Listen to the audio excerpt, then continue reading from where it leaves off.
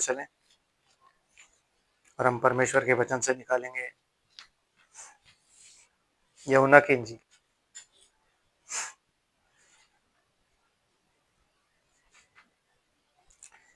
यूहन्ना की इंजील उसका 9 अध्याय।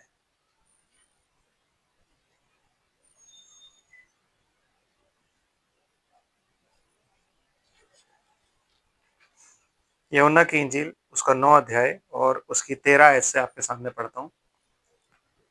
यहाँ यूं लिखा है, लोग उसे जो पहले अंधा था फरीसियों के पास ले गए। जिस दिन यीशु ने मिट्टी सान कर उसकी आंखें खोली थी, वह शब्द का दिन था। आमीन। हम लोग बैठ जाते हैं और इसको हम कंटिन्यूटी में पढ़ेंगे ताकि थोड़ा सा इसको समझ भी सकें और इसको जान सकें।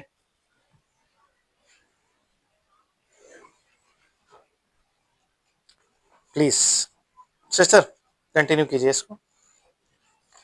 कहती है बाइबल के जिस दिन उसकी आंखें खोली थी ना, 15वीं आयत से पढ़ना सिस्टर, वो शब्द का दिन था।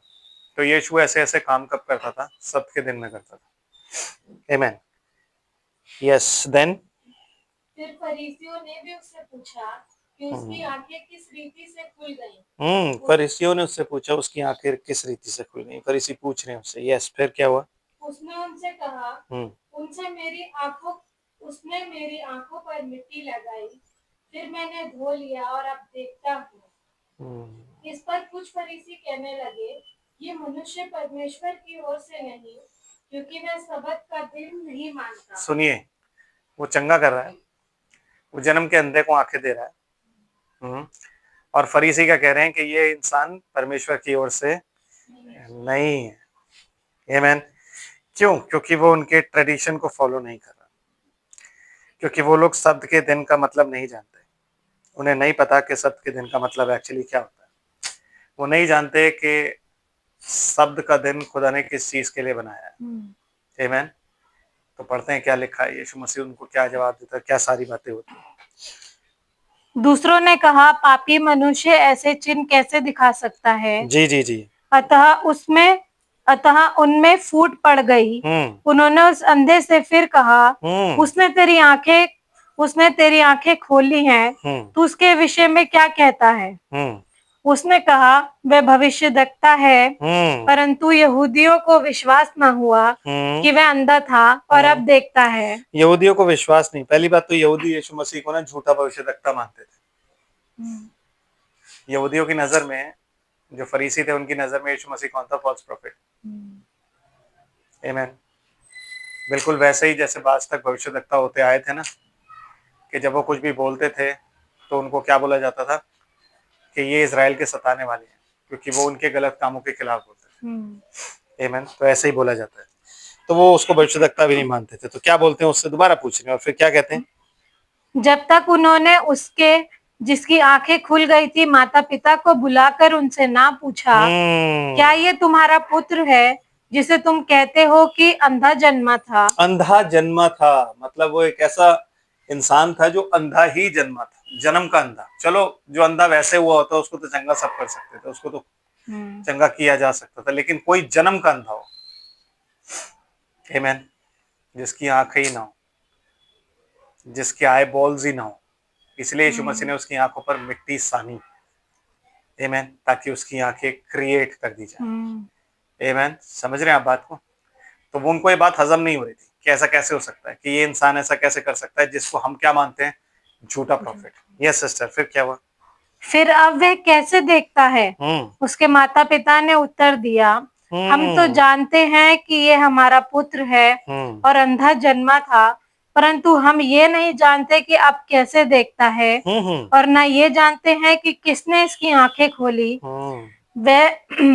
वह सयाना है, उसी से पूछ लो, हमें क्या पता भाई। वह अपने विषय में आप कह देगा। ये बातें उसके माता पिता ने इसलिए कही, गौर से सुनिए, इसलिए कही क्योंकि वह यहूदियों से डरते थे, क्योंकि यहूदी एक मत हो चुके थे कि यदि कोई कहे कि वह मसीह है, यदि कोई कहे कि वो मसीह है तो आराधनालय से निकाला जाए। आमीन। इसी कारण इसी कारण उसके माता पिता ने कहा वह सयाना है, उसी से पूछ लो। आमेन ब्रदर एंड सिस्टर, आमेन। आप समझ रहे हैं, रिलीजियस लीडर्स यीशु मसीह को क्या समझ रहे हैं? He is a false prophet. Amen, कि वो झूठा भविष्यवक्ता है। और उसके बाद वो क्या कह रहे हैं कि ये जो झूठा भविष्यवक्ता है इसने इसकी आंखें खोली, अगर कोई उसको मसीह कह देता है, आमेन, और अगर उसको मसीह कोई ग्रहण कर लेता है तो उसे हम आराधनालय से निकाल देंगे। जैसे कि आज जब आप वचन लेके किसी के पास जाते हो ना, तो उनको डर क्या होता है कि यार हमें चर्च से निकाल दिया जाएगा। आमेन। और ये आराधनालय से निकाल डालने का जो डर है ना, वो ये डर है कि उनकी शादियां कौन करेगा, जब बच्चे पैदा होंगे तो उनके कंफर्मेशन कौन करेगा, जबकि कंफर्मेशन इस बाइबल में नहीं है। आमेन। यीशु मसीह ने और चेलों ने कभी किसी को नहीं बोला बपतिस्मा लेने आ रहे हो, सफेद कपड़े पहन के आओ। आमेन। आमेन। तो ये सब चीजें कभी बाइबल ने नहीं सिखाई, लेकिन ये सारी चीजें ट्रेडिशनली हमें सिखाई गई। क्यों? क्योंकि वो लोग किससे चिढ़ते हैं? वचन से। अगर कोई कहता है कि अनंत जीवन हमारे पास है, यीशु मसीह के पास निकोदेमुस आता है और कहता है प्रभु अनंत जीवन पाने के लिए मैं क्या करूं? कहता है जब तक तू जल और आत्मा से न जन्मे ना, तब तक तू अनंत जीवन ही प्राप्त कर सकता। तू देख भी नहीं सकता, प्राप्त तो बहुत दूर की चीज है, तू देख भी नहीं पाएगा। तो वो यूं कहता है प्रभु ऐसा कैसे संभव है कि मैं इतना बूढ़ा होकर अपने माता के घर में दोबारा चला जाऊं? आमेन। तो तब उसको क्या जवाब दिया जाता है कि क्या तू इजरायलियों का गुरु होकर ये चीजें नहीं जानता? बिकॉज ये चीजें रेवलेशन है। आमेन। तो आज जब हम प्रचार करते हैं तो हम प्रचार किसका कर रहे हैं? अनंत जीवन का या फिर अपने ग्रुप का? हम किसी को भी जब लाना चाहते हैं तो कहां लाना चाहते हैं? ग्रुप में या अनंत जीवन में? क्योंकि अनंत जीवन कौन है? अनंत जीवन किसके पास है? यीशु मसीह के पास। जब अनंत जीवन का द्वार ही वही है, तो बिना बपतिस्मे के आप अनंत जीवन में नहीं जा सकते, क्योंकि यीशु मसीह ने खुद बोल दिया है, और ये बात उसने सच बोली है निकोदेमुस को कि तू इजरायलियों का गुरु होकर भी इन बातों को नहीं समझ रहा है। तू तो गुरु है इजरायलियों का, तेरे को तो ये बातें मालूम होनी चाहिए। आज इतने बड़े बड़े गुरु बैठे हैं, लेकिन वो कैसे हैं? वो पढ़े लिखे हैं। जब पौलुस को यीशु मसीह ने बुलाया तो उसे कभी नहीं बोला देख ऐसा है, तू एक काम करना, तू गमलीएल के पास जाना, तू उसी की शिक्षा में रहना, क्योंकि उससे बढ़िया टीचर थियोलॉजियन कोई नहीं है, तो तू उसकी शिक्षा में रह, वहीं पढ़, वहीं बढ़ाओ, वहीं बढ़ वचन में। जो शिक्षा वो तेरे को देगा उसके अनुसार तू लोगों को कन्वर्ट कर। ये बोला? नो। पौलुस सारे शिष्यों में से सबसे एक बेहतर शिष्य था। आमेन। समझ रहे हैं? लेकिन पौलुस को कभी ये नहीं बोला गया कि तू गमलीएल के पास जा। पौलुस को क्या बोला गया कि तू पवित्र आत्मा का दान पा, और क्या बोला गया कि तुझे मेरे लिए क्या क्या दुख उठाने होंगे। ये भी नहीं बोला गया कि मसीह में आने के बाद तेरा क्या होगा। समझ रहे? ये भी नहीं बोला उसको कि मसीह में आने के बाद तेरा क्या होगा, पर उसको क्या बोला कि तुझे क्या क्या दुख उठाने हैं। आमेन। ये भी नहीं बोला कि तेरे को प्रॉस्पेरिटी मिल जाएगी। देख पौलुस ऐसा है, तेरा एक घर होगा, तेरा ये सब कुछ होगा, ये सब जॉब्स हैं। आमेन। ये सब जॉब्स हैं जो हमें प्रोवाइड की जाती हैं, और जिन जॉब्स को करने के लिए हम जाते हैं। आमेन। जैसे मैंने पिछली बार कहा था कि अगर कॉलिंग होती है तो कोई बताए ना कैसी कॉलिंग। रात को जब वो वचन सुनाने आते हैं सुबह, तो आपने कभी चर्च में सुना है ऐसा कि पास्टर ने बोला आज मेरे दिल में बोझ था कि ये वाला वचन सुनाओ, तो मैं आपको सुना रहा हूं, आज खुदा ने मुझे ये वचन दिया, मैं ये सुना रहा हूं। No, you will not find it, because उनको सारा कुछ लिख के दिया जाता है कि इस दिन ये प्रीच करना है, इस दिन ये प्रीच करना है, इस दिन ये प्रीच करना है, और इस दिन ये प्रीच करना है। ये वही रिलीजियस लीडर्स हैं जो जन्म के अंधे की आंखें ठीक हो जाने के बाद भी एक्सेप्ट नहीं कर रहे हैं कि यीशु ही मसीह है। आमेन। और बाइबल कहती है जितनों ने उसको ग्रहण किया उन सबको परमेश्वर ने अपनी संतान होने का अधिकार दिया है। ये लोग नहीं कर रहे। आमेन। और वजह क्या है? वजह ये है कि वो किसी भी हालत में नहीं चाहते कि किसी तरीके से उनके हाथ से, क्योंकि उनको पता था कि अगर हमने इसके आगे घुटने टेके तो रोमी आके हमसे हमारा अधिकार ले लेंगे। और हमारी जो भी ये निकलोइयों की शिक्षा जो रेवलेशन की बुक में लिखा हुआ है ना, ये उस टाइम नहीं शुरू हुई, ये तब भी थी इजराइलियों के बीच। It was always there. आपने शमूएल के बेटों को देखा, वहां भी थी। आप वहां से आगे बढ़ेंगे तो आपको हर जगह ये मिलेगी कि साधारण लोगों को गुमराह करके उन पर बैठ जाना। आमीन। और बैठ के वो सारे काम कर, समझ रहे हैं? तो वो क्या कह रहे कि हम इसलिए हम उसको नहीं एक्सेप्ट करते, बार बार उससे पूछ रहे हैं। और माँ बाप भी बेचारे झूठ बोल रहे हैं, क्योंकि माँ बाप को पता है कि यार अगर हमने सच बोल दिया ना, जानते हम हैं, लेकिन हमने सच बोल दिया ना तो काम खराब हो जाएगा। आमीन। तो यही रिलीजन है ब्रदर एंड सिस्टर, यही ट्रेडिशन है जो आपको मसीह पर नहीं चलने देता, क्योंकि वो बाप दादों की शिक्षा को नहीं मानता था। वो ऐसे ऐसे काम सब के दिन करता था।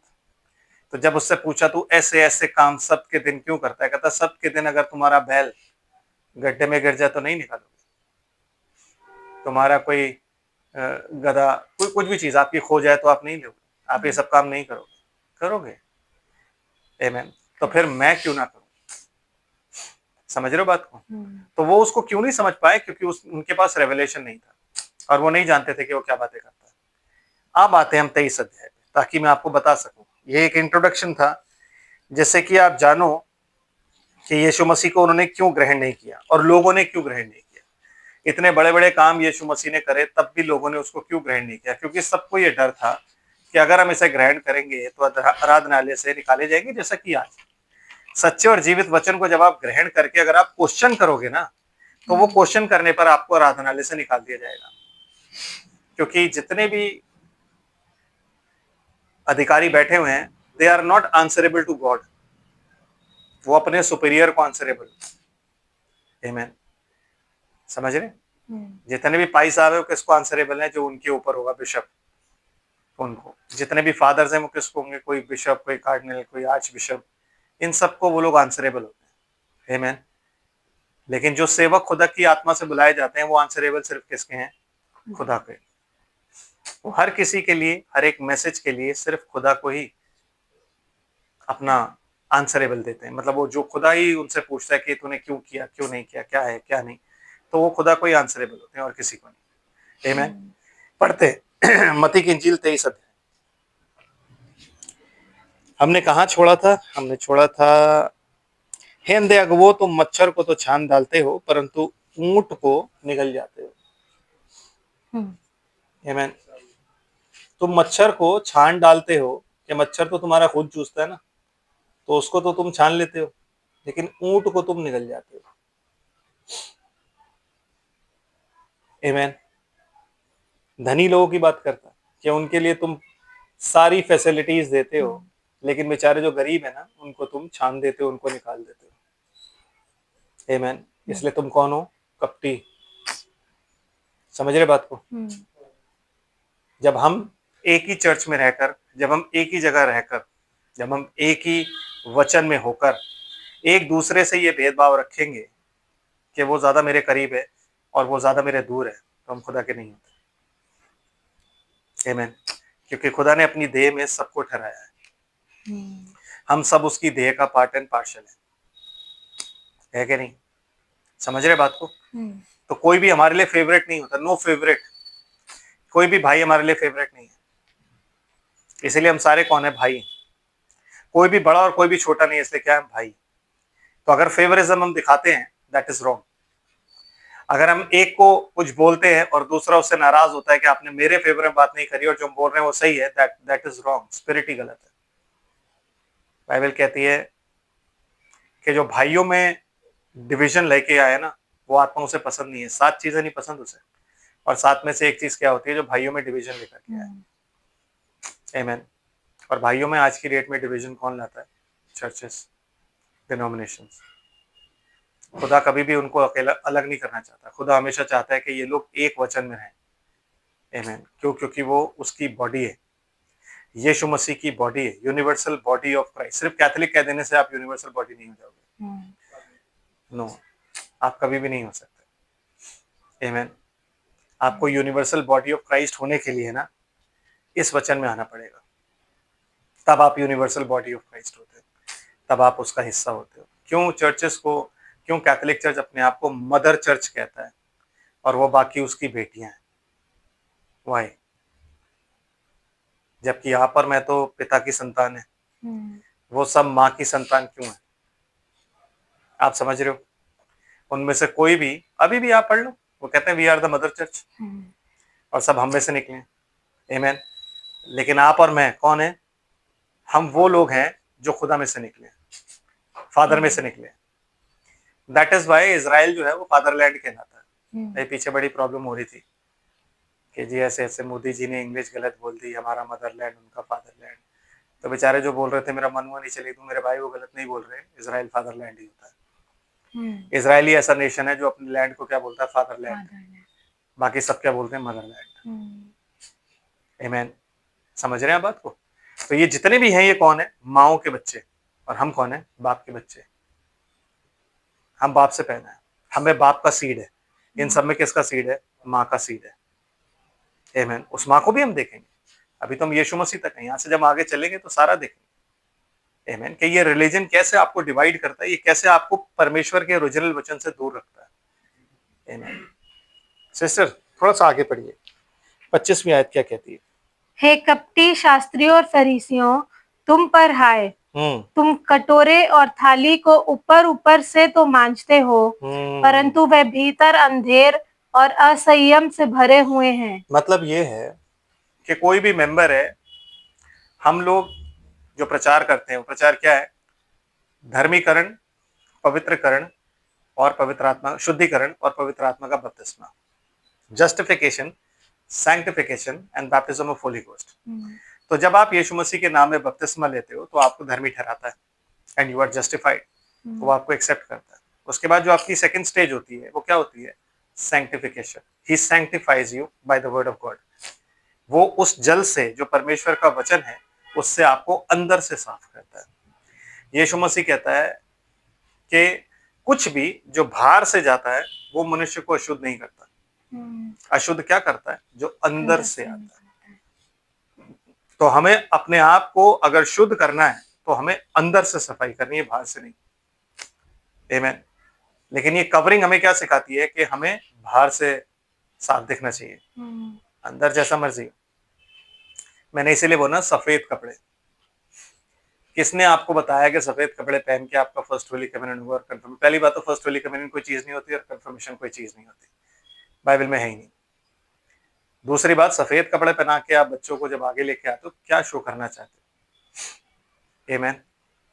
जब आप सफेद कपड़े पहनते हो तो आप क्या शो करना चाहते हो?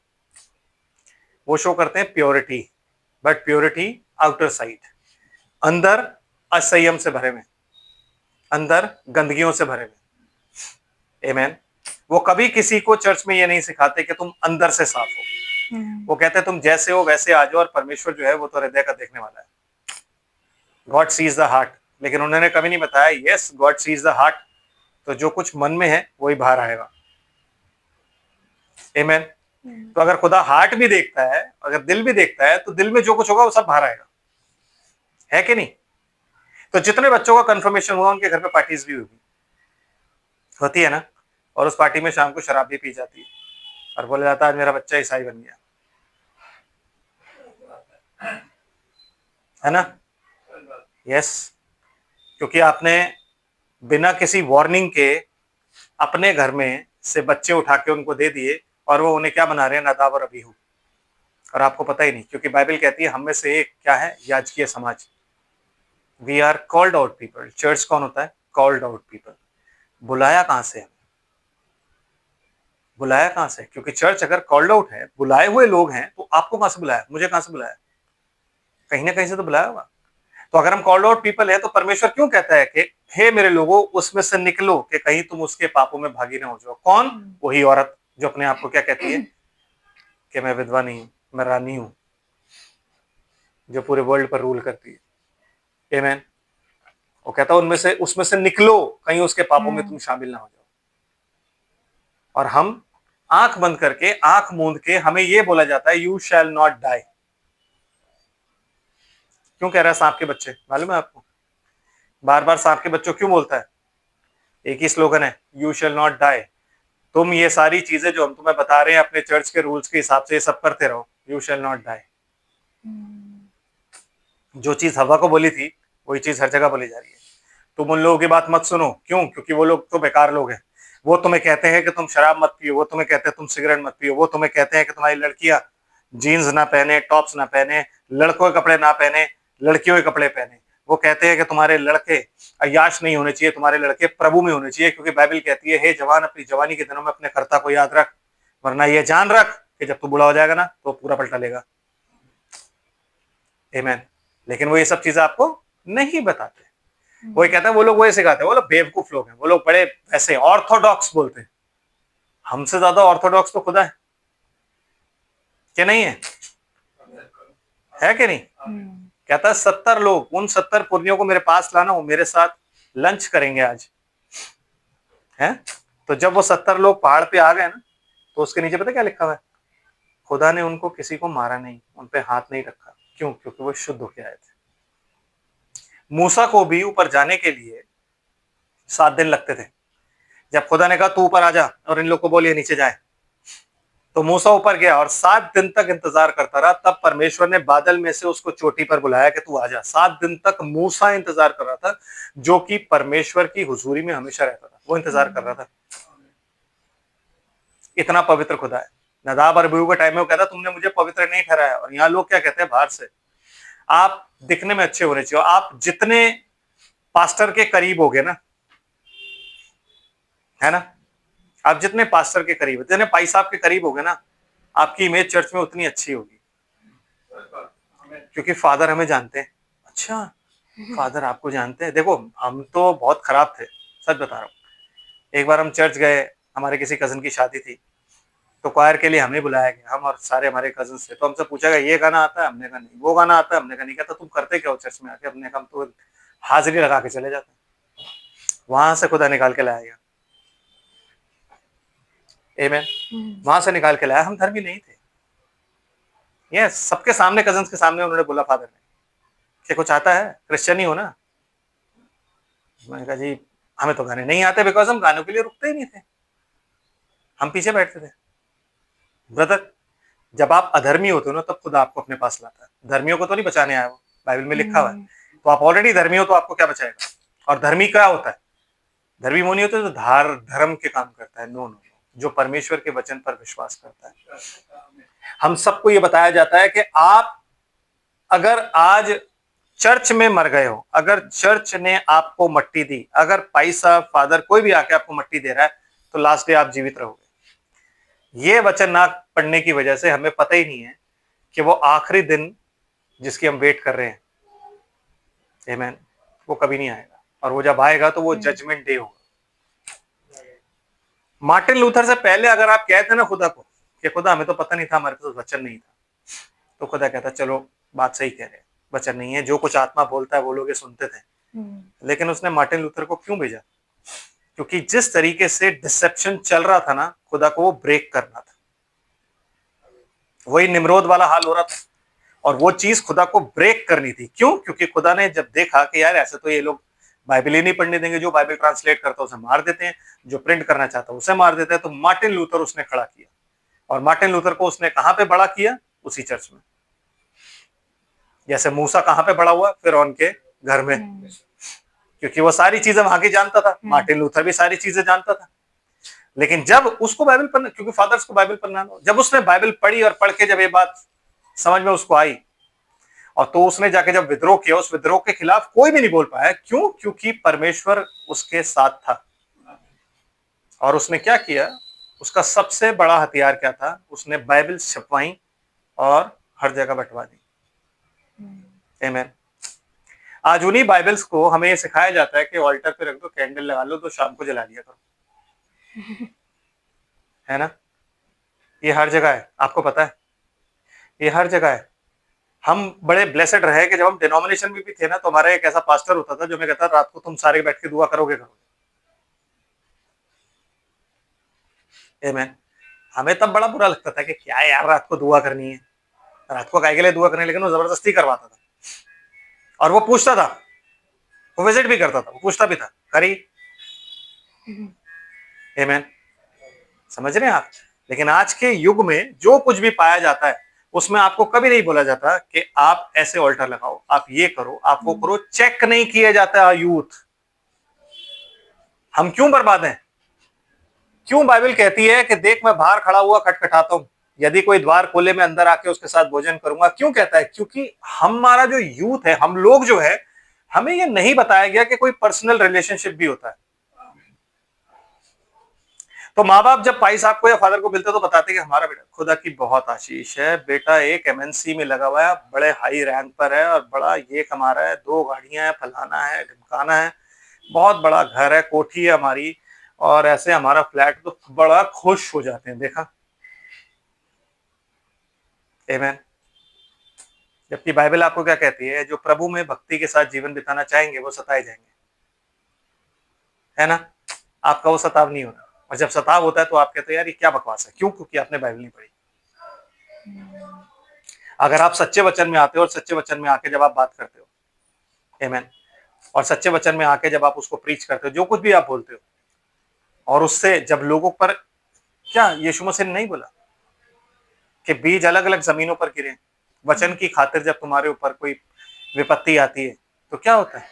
तब हम कह देते हैं कि नहीं, मेरे को ये वचन नहीं चाहिए, हम पीछे हट जाते हैं। तो क्या यीशु मसीह ने सारी बातें अपने वचन में नहीं बोली? बोली हुई है। हम आज उस युग में रह रहे हैं जिस युग में ऊपर की सफाई नहीं है। निकालिए पहला तीमुथियुस,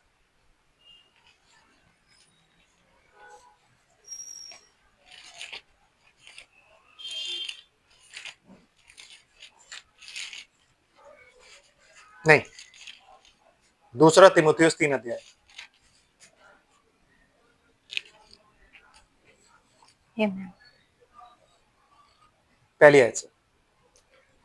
पर ये स्मरण रख कि अंतिम दिनों में कठिन समय आएंगे, क्योंकि मनुष्य स्वार्थी, लोभी, हाँ, डींगमार, हाँ, अभिमानी, हाँ, निंदक, हाँ। माता पिता की आज्ञा टालने वाले। इसके खिलाफ किसने चर्च में शिक्षा दी? कभी दी है? कभी सुना आपने आपके चर्च में ये प्रीच हुआ, किसी डिनोमिनेशन में ये प्रीच हुआ? नो। वो इसलिए नहीं प्रीच करते क्योंकि वो पौलुस को कुछ मानते ही नहीं। आमेन। समझ रहे ना? वो पौलुस को कुछ मानते ही नहीं है, और उनके खुद के जो ऊपर बैठे हुए लोग हैं ना, वो इन्हीं में से हैं। Yes sister. फिर माता पिता की आज्ञा टालने वाले, कृतघ्न, तो अपवित्र। क्या हम बच्चों को चेक करते हैं कि वो माता पिता की आज्ञा टालने वाले हैं या नहीं? क्या हम इस चीज पे प्रीच करते हैं? बिकॉज आज की डेट में जो यूथ है वो रिबेलियस होता जा रहा है। कहीं भी देख लो आप, मैं सिर्फ क्रिश्चियनिटी में नहीं कह रहा, हर जगह। तो अपने बच्चों को बचपन से सही शिक्षा में लाने के लिए और सही रास्ते पे लाने के लिए क्या ये बातें हमने नोट करके रखी? क्या हमने माँ बाप को बताया देखो ये सब बातें अंत में होंगी, इसलिए तुम ध्यान रखना अपने बच्चों को, उन्हें सही शिक्षा में बढ़ाओ? नहीं, नहीं ना। पर जब हमारे बच्चे पार्टीज में जाते हैं बड़े खुश होते हैं। आज वो नहीं है, कहाँ गया है? क्लबिंग करने गया है। क्योंकि हमें लगता है क्लबिंग जो है, क्लबिंग करने से वो सीधा सीधा अमेरिका पहुंच गया और अमेरिकन है। इज अ वेस्टर्न गाय। कल्चर वेस्टर्न आ रहा है। Christianity is not western culture, Christianity is eastern culture. यीशु मसीह अमेरिका में नहीं आए, इजराइल में आए। इजराइल में आए, और वो इजराइल आज भी जब उनके पर्व होते हैं तो फोन बंद करके रख देते हैं, कार में नहीं चलते, पंखे बंद होते हैं, लाइटें बंद होती हैं, कुछ इलेक्ट्रॉनिक डिवाइस नहीं यूज करते, कुछ भी नहीं यूज करते, पूरे दिन अपनी तोरा पढ़ते रहते हैं। वो इजरायली। आप उनसे अपने आप को, आप सोचते हो कि आप बड़े तोप हो, कि आप क्रिश्चियन बन गए तो यीशु मसीह आप पहनो। उस दिन जब आएगा ना वो दिन, तब आप सबसे ज्यादा धोखे में होंगे। जो लोग विश्वास यीशु मसीह से ज्यादा अपनी डिनोमिनेशंस पे करते हैं कि अगर हमारे बच्चे यहाँ बढ़ेंगे, अगर हमारा ये होगा, जिनको ये बहुत ज्यादा, जो इस बात पे उनका विश्वास निर्भर करता है कि हमें मट्टी कौन देगा। लाजर को मट्टी नहीं दी गई थी, ठीक है ना? लाजर को मट्टी नहीं दी गई थी क्योंकि बाइबल में नहीं लिखा लाजर को मट्टी दी गई, लिखा लाजर मरा और अमीर आदमी मरा, और अमीर आदमी को मट्टी दी गई, फ्यूनरल हुआ, बड़ा जबरदस्त फ्यूनरल, जश्न के साथ, जैसा अमीरों का होता है। लेकिन लाजर कहाँ था? अब्राहम की गोद में। और जब वो अमीर आदमी कहता है उंगली डाल देगा, तो ना ना नहीं हो सकता। क्यों? क्योंकि अपनी जिंदगी का सुख तो जमीन पे भोग चुका है। तो जब आपको ज्यादा सुख मिले ना ब्रदर, तो इस बात को आपको ध्यान रखना है हमेशा। हद से ज्यादा सुख अगर आपको मिल रहा है ना, दैट मीन्स कहीं ऐसा ना हो कि इस जीवन के बाद आप अमीर जन की जगह पर हो, वो जो अमीर आदमी था उसकी जगह पर हो। आमीन। और अगर आपके जीवन में दुख नहीं है ना ब्रदर, इस वचन की खातिर, तो हो सकता है कि कहीं आप किसी गलत ट्रैक पे तो नहीं है। और ये चीज आपको नहीं बताई जाती, कभी नहीं बताई जाती। क्यों? क्योंकि ये चीज उनको खुद नहीं पता, वो जानते नहीं, वो बताने ही नहीं चाहते आप। क्योंकि अगर वो ये चीजें आपको बताएंगे और आपके बच्चे अगर सुधर गए तो उनकी कौन सुनेगा? उनकी कौन सुनेगा? जबकि बाइबल क्या कहती है, पतरस की पत्री में क्या लिखा है, तुम सब याजकीय समाज हो। अगर हम सब याजकीय समाज हैं तो मैं अकेला नहीं, मेरे साथ आप भी हो। आमीन। मेरे साथ आप भी हो।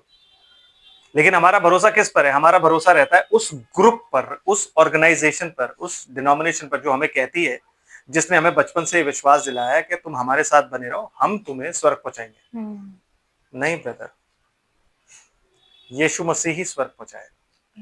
और मैंने कहा ना, डिनोमिनेशन का यीशु मसीह कोई और है, बाइबल का यीशु मसीह कोई और है। डिनोमिनेशन का जो यीशु मसीह है, वो कहता है जैसे भी हो, आज शराब पी रहे हो, कोई बात नहीं, पीते रहो, आ जाओ, कोई मना नहीं करेगा। जो भी गलत काम कर रहे हो वो करते रहो, आ जाओ, कोई मना नहीं करेगा। लेकिन जो दूसरी तरफ यीशु मसीह है, वो अपने लिए एक ऐसी दुल्हन चाहता है जिसमें ना तो दाग हो ना झुर्री हो। दाग का मतलब होता है ब्रदर, बहुत बड़ा स्पॉट नहीं, एक बॉल पेन से अगर आप ऐसे स्पॉट बना देंगे ना, वो स्पॉट भी उसको मंजूर नहीं है। और ना कोई झुर्री हो, वो अपने लिए ऐसी दुल्हन चाहता है। अब हम जब लोगों से बात करते हो, कहते भैया ये तो बड़ा मुश्किल है, ऐसे इतना कौन जी सकता है? कोई नहीं जी सकता ब्रदर, आत्मा जलाता है। दैट इज वाई, यही रीजन है उसने कहा जब तक तू जल और आत्मा से न जन्मे परमेश्वर के राज्य को देख नहीं सकता। देखने का मतलब है समझना। आमीन। कि तू उसको समझ भी नहीं सकता। मैं तुझे क्या समझाऊं? मैं तुझे क्या समझाऊं? तू उस चीज को समझ ही नहीं सकता। तो क्या हमें सिखाया गया आज तक कि आप बाहर से सही दिखो, बाहर से आपको अच्छा दिखना है, पोलाइटली बात करो सबसे, कभी किसी को गलत मत बोलो, है ना? क्योंकि अगर आप किसी को गलत बोलते हो तो यू आर जजिंग। आपको किसी को गलत नहीं बोलना है कि नहीं? पौलुस क्या कहता है? तीमुथियुस की पत्री हमने पूरी पढ़ ली थी क्या? नहीं। कहाँ पढ़े थे? तीसरे आयत पे। हाँ जी, तीसरा कर दीजिए पूरा, फिर मैं आपको गलतियों में ले चलूंगा। यस। दया रहित, क्षमा रहित, दोष लगाने वाले, असंयमी, कठोर, भले के बैरी, विश्वासघाती, ढीठ, घमंडी और परमेश्वर के नहीं वरन सुख विलास ही के चाहने वाले होंगे। जितने लोग आप कहीं भी देख लो उठा के, भाई साहब, आप जब जाओगे ना तो पूरी जनता आपको क्या दिखेगी? परमेश्वर के नहीं, सुख विलास। उन्हें सुख विलास चाहिए। क्यों? क्योंकि परमेश्वर के पास अगर वो आएंगे तो उन्हें क्रूस उठाना पड़ेगा, वो उठाना नहीं चाहते। और जितने क्रूस उठाना नहीं चाहते ना ब्रदर, वो सारे उस दिन में जब यीशु मसीह न्याय करेगा तो क्या करेंगे? क्योंकि मत्ती की इंजील उसका 26 अध्याय या शायद 25 अध्याय न्याय ही है, एंड न्याय से होता है कि जब मनुष्य का पुत्र अपने स्वर्गदूतों के साथ आके सिंहासन करता है और भेड़ों को बकरियों से अलग करता है, तब आप क्या करोगे? और वो समय दूर नहीं है ब्रदर, हम उस समय की ओर दौड़ रहे हैं, बड़ी तेजी से दौड़ रहे हैं। इसलिए पुकार लगाई जा रही है। खुदा चाहता है कि अंतिम एक पुकार लग जाए, एक अंतिम पुकार लग के आप सबको ये पता लग जाए कि समय कठिन आने वाला है ब्रदर। एक बार अनुग्रह इजराइल की तरफ गया, जो लोग नहीं यकीन कर रहे हैं इस वचन पे, वो देखेंगे मूसा और एलिया को वहां पे पेश करते हैं। मूसा एलिया को बुढ़ापे वाले रोल में या वैसे नहीं आएंगे। There will be spirit. कोई 2 जन प्रचार करेंगे जो मूसा और एलिया की स्पिरिट में होंगे, इसलिए कोई नहीं पहचान पाएगा। सिर्फ वही लोग पहचानेंगे, 1,44,000 जो खुदा की तरफ से ठहराए गए हैं। जैसे आज यीशु मसीह सबको नहीं बचाना चाहता, इसलिए संदेश सबके लिए नहीं है, इसलिए लोग विश्वास नहीं करते, क्योंकि उसने भीड़ इकट्ठी नहीं करनी। वो कहता है जैसा नूह का टाइम था वैसे ही ये मेरे आने का भी टाइम होगा। तो वो जो नूह का टाइम था, उस टाइम में क्या था? 8 लोग थे सिर्फ। उन 8 लोगों में हाम भी था, हाम की पत्नी भी थी, नूह की पत्नी भी थी। लेकिन नूह ही एक अकेला ऐसा था जिसके ऊपर परमेश्वर की अनुग्रह की दृष्टि थी, क्योंकि वही धर्मी था। तो 8 लोग अगर सिर्फ बचाए जा रहे हैं उस युग में, तो आपको लगता है उस युग में सिर्फ 100 लोग होंगे? नो। बाइबल कहते हैं जब मनुष्य पृथ्वी पर बहुत बढ़ने लगे, शुरुआत यही है ना, तब परमेश्वर के पुत्रों ने मनुष्य की पुत्रियों को देखा, बहुत बढ़ने लगे, मतलब बहुत ज्यादा लोग हो गए थे इस पृथ्वी पर, तब परमेश्वर के पुत्रों ने मनुष्य की पुत्रियों को देखा। आमीन। समझ आ रहा है आपको? इसलिए क्योंकि उन्होंने परमेश्वर के वचन का विश्वास किया, वो जो जहाज था, उस जहाज में कोई फैसिलिटीज नहीं थी ब्रदर आपके लिए, उसमें सिर्फ प्रोटेक्शन था, कोई फैसिलिटीज नहीं थी। उस जहाज में शेर थे, हाथी थे, तमाम जानवर थे। और आप सब लोग जब चिड़ियाघर जाते होंगे तो आपको एक बदबू आती होगी जानवरों में से, तो वहां पे भी सोफिस्टिकेटेड लोग थे जो सुख विलास के चाहने वाले थे। आमीन। और उनको ये था कि बदबू के साथ कौन रहेगा। हाँ हाँ ठीक है, मैसेज सच्चा है, लेकिन यहाँ थोड़ा बड़ा जहाज बनाते तो हम आ भी जाते। आमीन। क्योंकि बारिश अभी तक नहीं हुई थी, जब से नूह को बोला गया था, जब से उसने प्रचार करना शुरू किया था, बारिश नहीं हुई थी। कितने साल तक? 120 साल तक। तो उन्हें क्या लगा, नूह फॉल्स प्रॉफिट है। यशाया आके बोलता है कि कुंवारी गर्भवती होगी, लेकिन उसके जीवन काल में नहीं होती। वो क्या बन गया? False profit.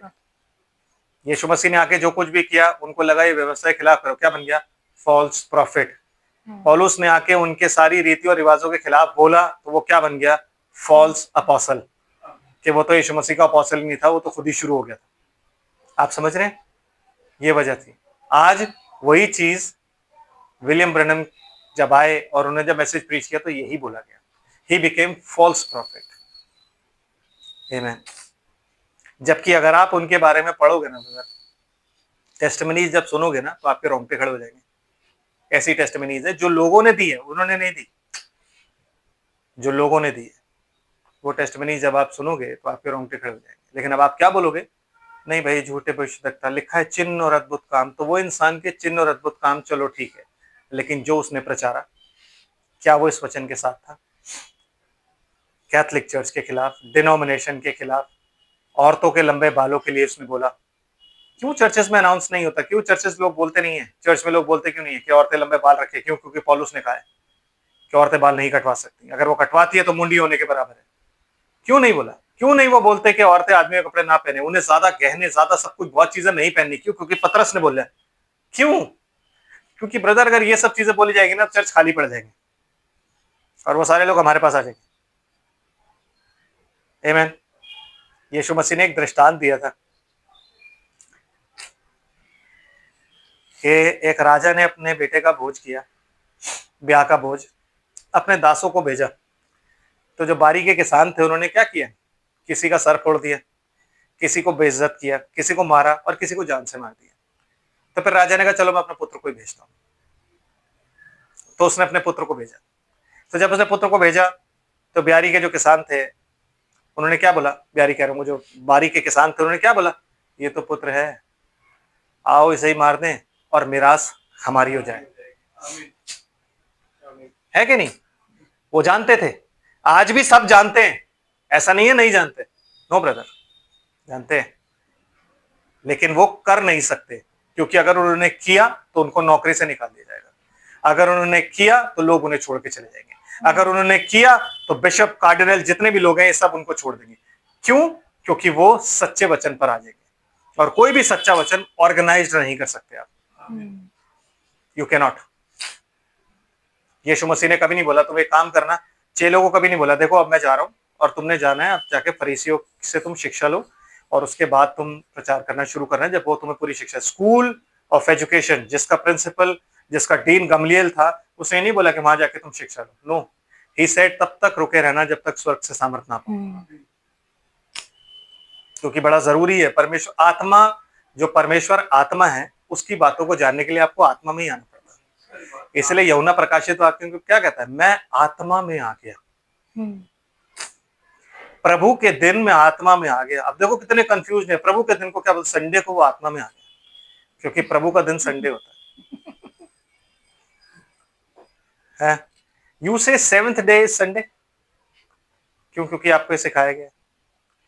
तो मुझे बताओ फिर अर्थ जब बनी थी, जब जेनेसिस फर्स्ट चैप्टर लिखा गया था, तो पहला दिन कौन सा था? Monday, Tuesday, Wednesday, Thursday, Friday, Saturday या संडे? क्या वहां पे लिखा हुआ है और फिर मंडे हो गया और फिर ट्यूसडे हो गया? जबकि पहले दिन, दूसरे दिन, तीसरे दिन दिन ही नहीं था, क्योंकि चौथे दिन सूरज और चांद। आमीन। तो पहले, दूसरे और तीसरे दिन क्या था? ओनली डिवीजन, सिर्फ डिवीजन डिवीजन डिवीजन। और आज भी क्या चल रहा है? सिर्फ डिवीजन। क्या कर रहा है यीशु मसीह? अंधकार को ज्योति से अलग कर रहा है। यही डिवीजन जहां से शुरू हुआ था, खत्म भी वहीं से होगा। अंधकार को ज्योति से अलग कर रहा है। अब ज्योति अगर उसका वचन है, उसमें जीवन है, तो फिर अंधकार क्या है? ट्रेडिशन। इसलिए यीशु मसीह ने आके किसी चीज के खिलाफ नहीं बोला, एक ही चीज के खिलाफ बोला। वो क्या था? ट्रेडिशन। के बाप दादों की रीतियों को तुम धर्मोपदेश करके सिखाते हो, मनुष्य की रीतियों को तुम धर्मोपदेश करके सिखाते हो। यही प्रॉब्लम उसको थी, इसके अलावा और कोई प्रॉब्लम नहीं थी। आमीन। समझ रहे ना? तो कहता है ऊपर से मांझ रहे हो तुम। ये सारी चीजें अंत समय में आज पाई जाती हैं, लेकिन प्रॉब्लम क्या है? यीशु मसीह बाहर खड़ा हुआ खटखटा रहा है कि दरवाजा खोलो तो मैं आऊं। और हम यीशु को तो जानते ही नहीं, क्योंकि हमें चर्चेस में बताया नहीं जाता यीशु क्या है। हम तो जिस यीशु को जानते हैं वो यीशु बहुत अच्छा है। आमीन। वो यीशु न्यूयॉर्क में, कैलिफोर्निया में आके डांस भी करता है, गाने भी गाता है।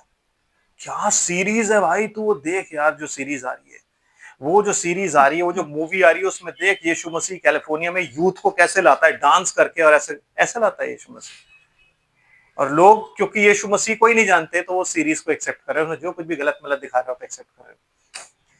आमीन। सीरीज में आपको दिखाया जा रहा है कि लूसीफर अच्छा है, आप उसे एक्सेप्ट कर रहे हो। और फिर आप कह रहे हो नहीं नहीं, बहुत अच्छी सीरीज। आप दुनिया को क्या बताना चाह रहे हो? कि ये बाइबल गलत है?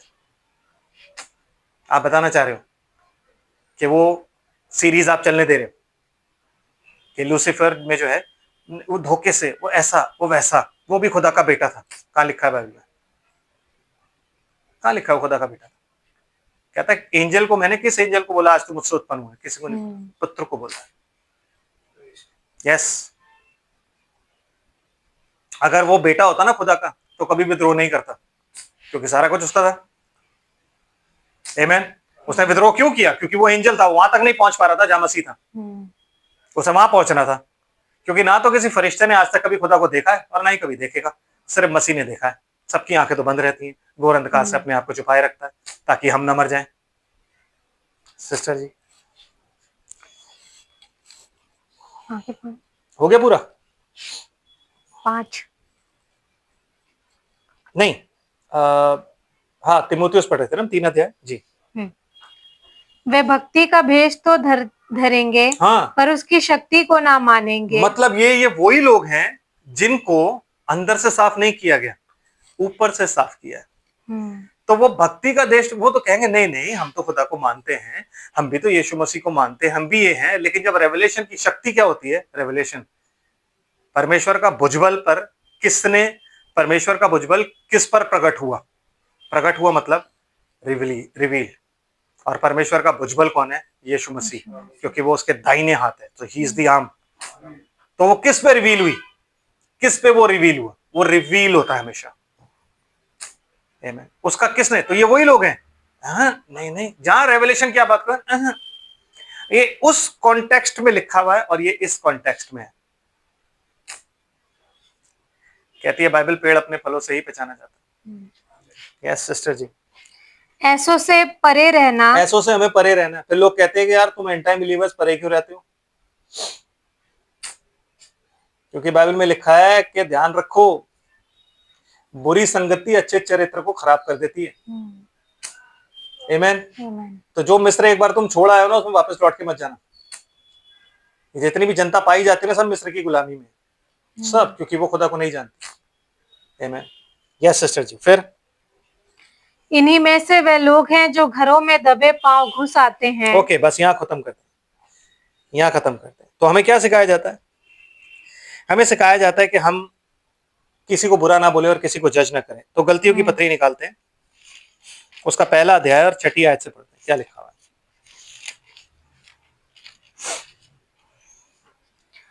मुझे आश्चर्य होता है कि जिसने तुम्हें मसीह के अनुग्रह में बुलाया, उससे तुम इतनी जल्दी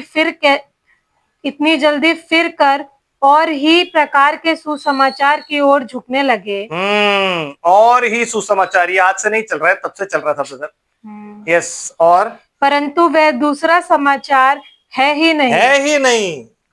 आमेन। और पर बात यह है कि कितने ऐसे हैं जो तुम्हें घबरा देते जी, और मसीह के सुसमाचार को बिगाड़ना चाहते हैं। मसीह के सुसमाचार को बिगाड़ना चाहते हैं। और परंतु यदि हम या स्वर्ग से कोई दूत भी उस समाचार को छोड़ जो हमने तुमको सुनाया है, हमने सुनाया, मतलब पौलुस और चेलों ने जो भी कुछ समाचार सुनाया, जो भी अपोस्टल्स थे, उन्होंने जो कुछ भी समाचार सुनाया, वो कहता है हम भी अगर दोबारा सुना रहे हैं कोई और सुसमाचार, या स्वर्ग से अगर कोई स्वर्गदूत भी आगे कह रहा है कि नहीं सुसमाचार ये नहीं है, ये है, तो क्या कह रहा है? कोई और सुसमाचार तुम्हें सुनाए तो श्रापित हो। यस, तो वो क्या हो? श्रापित। और आप क्या कहते हो? किसी को गलत मत कहना। यही वजह है कि यूहन्ना की पत्री जब आप पढ़ते हो, कहता है हर एक आत्मा की प्रतीति ना करो, आत्माओं को परखो। हमें आत्माओं को परखना है ब्रदर, क्योंकि कोई दूसरे सुसमाचार में अगर आप पाए जाते हो, आमेन, गॉस्पेल ऑफ प्रोस्पेरिटी, तो क्या है? श्रापित है। और स्वर्गदूत क्यों बोला उसने? क्योंकि शैतान भी ज्योतिर्मय स्वर्गदूत का रूप धारण करता है। भाई देखने में तो बहुत अच्छे होंगे, आमेन, बहुत सीधे, बहुत साफ, बहुत सही, लेकिन जो वचन प्रचार कर रहे होंगे ना, वहां से आपको पता लग जाएगा भाई टेढ़े। Yes sister. जैसा हम पहले कह चुके हैं, वैसे ही मैं अब फिर कहता हूँ कि उस सुसमाचार को छोड़ जिसे तुमने ग्रहण किया है, यदि कोई और सुसमाचार सुनाता है तो श्रापित हो। तो वो श्रापित है, ही इज कर्सेड। कोई और सुसमाचार है ही नहीं ब्रदर। और सुसमाचार क्या है? Repent and be baptised in the name of Lord Jesus Christ. इसके अलावा कोई और भी सुसमाचार आपको सुनाता है ना, he is cursed. Amen, he is cursed. Yes, यही सुसमाचार चेलों का था और कोई सुसमाचार नहीं था। जी, फिर आगे क्या लिखा है? अब मैं क्या मनुष्य को मानता हूँ या परमेश्वर को? क्या मैं मनुष्य को प्रसन्न करना चाहता हूँ? क्योंकि दूसरी साइड क्या किया जाता है? पर मनुष्य को प्रसन्न किया जाता है। परमेश्वर तो छोड़ो, अनुग्रहकारी है, वो तो हमारी बात मान ही लेगा। तो हम मनुष्य को खुश करते हैं। तो क्या लिखा हुआ है? यदि मैं अब तक मनुष्य को ही प्रसन्न करता रहता तो मसीह का दास न होता। इसलिए टेढ़ा प्रचारक था ये, इसलिए जातियों के लिए इसको भेजा गया, क्योंकि इसने हमें क्या सिखाया? हमें मनुष्यों को प्रसन्न करने के लिए हम यहाँ पे नहीं है। हमें जो जीवन दिया गया है वो यीशु मसीह ने दिया है, उसने हमारे लिए कोड़े खाए हैं, उसके लिए हमारे लिए इजरायलियों की आंखें बंद की गई हैं। तो हम यहाँ पे लोगों को प्रसन्न करने के लिए नहीं है, हम खुदा को प्रसन्न करने के लिए यहाँ पे। अगर आप और मैं आज अपने जीवन को नहीं बदलते, अगर आज हम अंदर से सफाई नहीं करते, और हम अगर आज भी खुदा के इस वचन को, इस आवाज को सुन के, कि वो कहता है कि जिसके कान हो वो सुन ले, के आत्मा कलीसियों से क्या कह रहा है, नहीं बदलते, तो ब्रदर एंड सिस्टर, जजमेंट रखी हुई है, और उस जजमेंट पे ना कोई नहीं ठहर सकता। मैं आपको फिर बता रहा हूँ, उस जजमेंट पे कोई भी नहीं ठहर पाएगा, बिकॉज गॉड इज होली। यीशु मसीह कहता है तुम्हारे, जिनको अपने कामों पर विश्वास है ना कि हम गरीबों को खाना खिलाना, कहता है तुम्हारे काम मेरे सामने मैले कुचैले चिथड़े के समान है।